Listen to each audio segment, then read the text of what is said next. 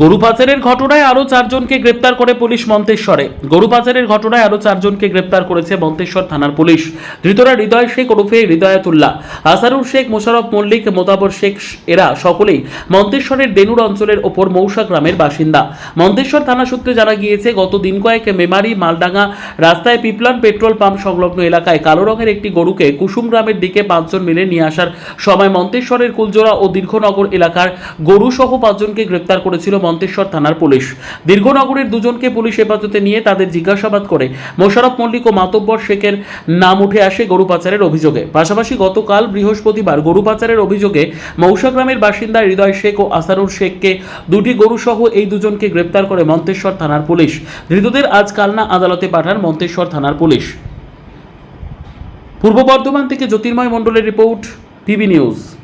শেখ রতনের report, PB news.